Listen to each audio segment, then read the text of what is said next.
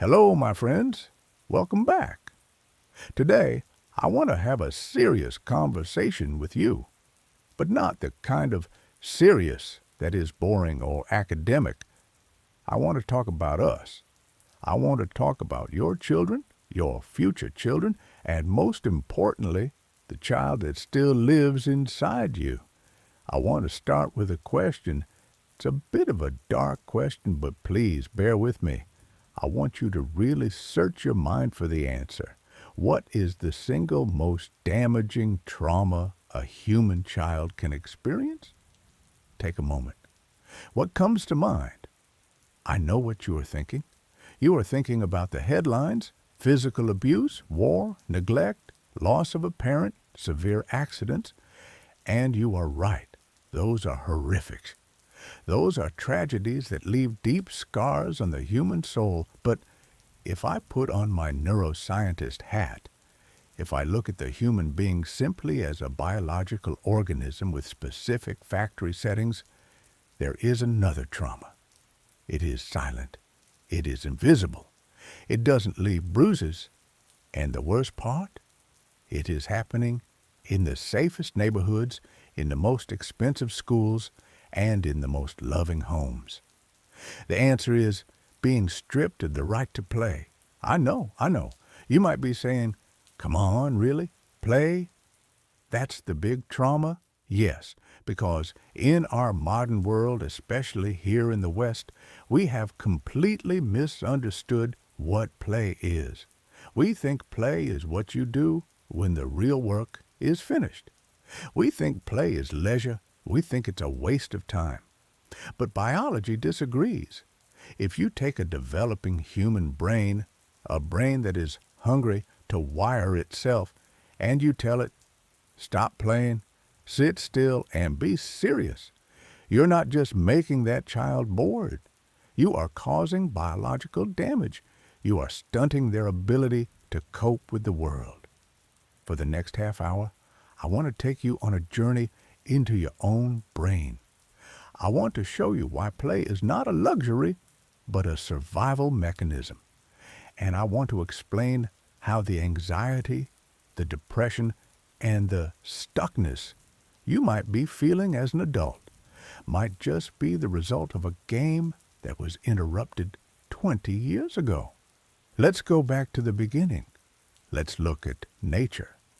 When we study biology, we see a very strict rule. It's almost a mathematical law.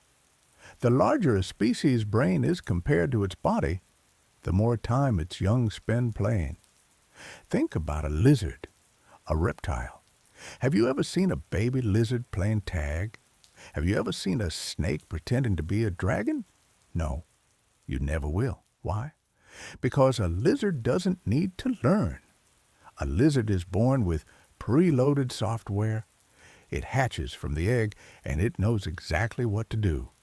Eat this fly, hide under this rock, run from the hawk. It's a machine, efficient, perfect, but it cannot change. A lizard is the same today as it was 1,000,000 years ago. Now, move up the ladder. Look at mammals. Look at kittens chasing a string. Look at puppies wrestling.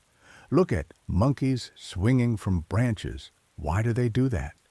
Are they just having fun? No, they are running simulations. When a kitten pounces on a ball of yarn, its brain is simulating a hunt. It is wiring the neural pathways for focus, timing, and attack. It is preparing for a reality it hasn't faced yet. And then there is us, humans. We have the biggest, most complex brains in the animal kingdom. But here is the catch. We are born useless. I mean it. A human baby is the most helpless creature on earth.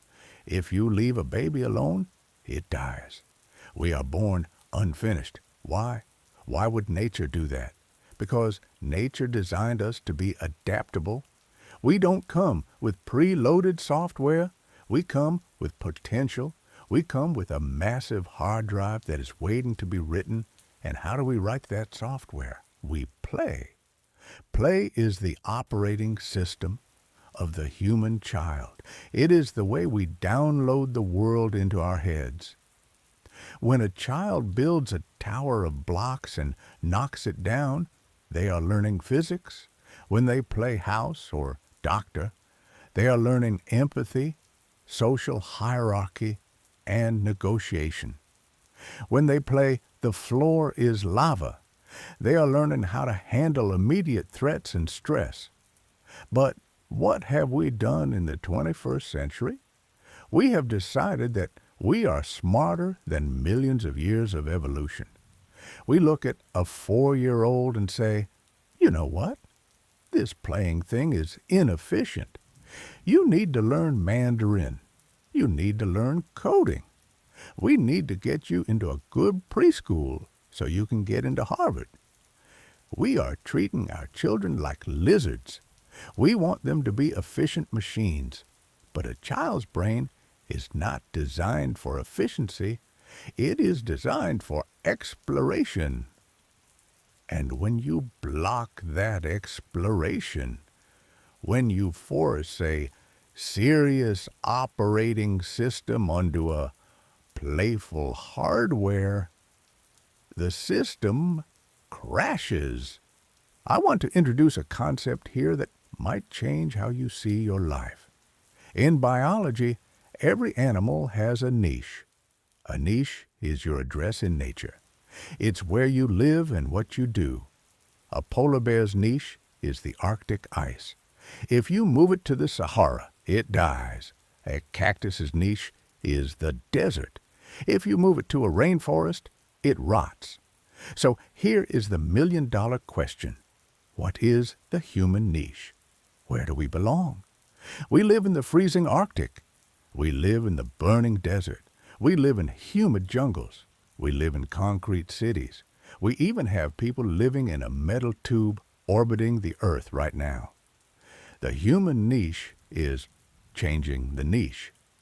Our biological specialty is that we don't have a specialty. We are designed to handle uncertainty. We are designed to walk into a new environment, figure out the rules, and survive. And guess what develops that skill? Unstructured play. I remember my own childhood. We didn't have iPads. We didn't have organized play dates with scheduled activities. I would go out with my friends, and we would have a stick and a pile of dirt. And for 6 hours, that stick was a lightsaber. That dirt was an alien planet. We made up the rules as we went along. Okay, if you step on the grass, you lose a life. Okay, now the gravity is turned off. What were we doing? We were training our brains to be flexible. We were training our brains to say, I don't know what is going to happen next, but I can handle it. Now look at the modern child. Everything is scripted. Video games have rules written by a programmer. School has standardized tests where there is only one right answer, A, B, a C, or D. Sports are organized by adults who scream from the sidelines. We are raising a generation that is terrified of uncertainty because they have never practiced handling it. When life throws them a curveball, when they lose a job, when a relationship ends, when a global pandemic hits, they panic, they shatter. Why? Because they never learned to play with the chaos. They only know how to take tests. Now, let's get deep. Let's talk about trauma. This word is thrown around a lot these days. Everything is traumatic. But I want to give you a definition that might help you understand your own mind. Trauma isn't just something bad happening. The human mind is tough. We can handle bad things. We can handle grief, pain, fear. Trauma is an experience that the brain cannot understand, categorize, and file away. Imagine your brain is a giant office. You have a clerk sitting at a desk. Every experience you have comes in as a file. I ate a burger, file under lunch. done. I had a fight with my friend. File under social conflict resolved, done. But sometimes something happens that doesn't fit in any folder. Maybe it was a moment of intense fear where you felt helpless. Maybe it was a moment of shame. Maybe, and this is common, it was a moment where your natural instinct was to play and express yourself. But an authoritative figure, a parent, a teacher, crushed you. They made you feel small. They made you feel wrong for being you. The clerk in your brain looks at this file. It says, I don't understand this. Why did this happen? Am I bad? Am I unsafe? It can't file it. So it leaves the file open on the desk. That is trauma, an open file. And because that file is open, your brain's computer is constantly using RAM to keep it running in the background. 10 years pass, 20 years pass. You are an adult now. You are successful. But that file is still open, and suddenly your boss gives you a weird look. Boom! The file activates. You feel like that scared 5-year-old again. You get angry, you shut down, you get anxious. You think you are reacting to your boss, but you're not. You're reacting to the open file from 20 years ago. When we deprive children of play, we deprive them of the tool they use to process emotions. Play is how children close those files. A child plays out their fears. They play out their anger. If you stop the play, you leave the files open. So, is it hopeless? Are we all just walking around with broken operating systems? Absolutely not. Because just like the need to play, the ability to heal is also a factory setting. If you cut your hand, you don't have to think, okay, cells, repair, coagulate. Your body knows what to do. It heals from the inside out. Your mind is the same. It wants to heal. It wants to close those files. But how? Here, I must mention one of my intellectual heroes, Viktor Frankl. He was a psychiatrist who survived the Nazi concentration camps. He saw the absolute worst of humanity. And he noticed something profound. The people who survived the camps mentally intact, the ones who didn't lose their minds, were not necessarily the strongest physically. They were the ones who had meaning. They had a why. I need to survive to see my children. I need to survive to write my book. They took their suffering and gave it a purpose. They moved from being a victim to being the author of their story. In America, I see a culture that sometimes celebrates victimhood. I am this way because of my parents. I have this trauma, so I can't do X, Y, Z. I understand. Your pain is real. But staying in the victim role keeps the file open forever. Healing begins when you look at that open file and say, yes, this happened. It wasn't fair. But I am not a victim. I am a survivor. And I can choose what this means for me now. That is how you close the file.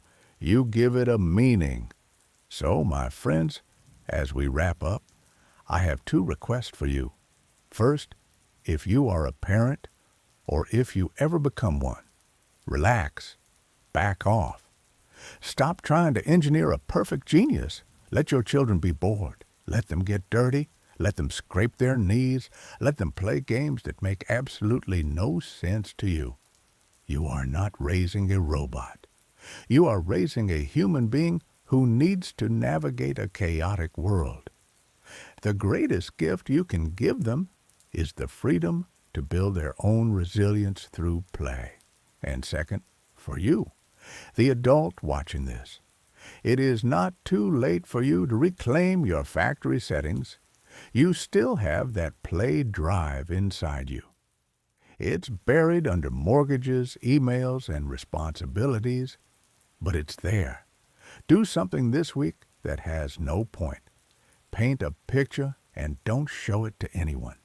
Dance in your kitchen, build a Lego set, write a terrible poem, reconnect with the part of you that explores without fear of failure. Because life isn't a resume. Life isn't a standardized test. Life is a playground. And the only way to truly lose is to refuse to play. Thank you so much for listening. Take care of your brains.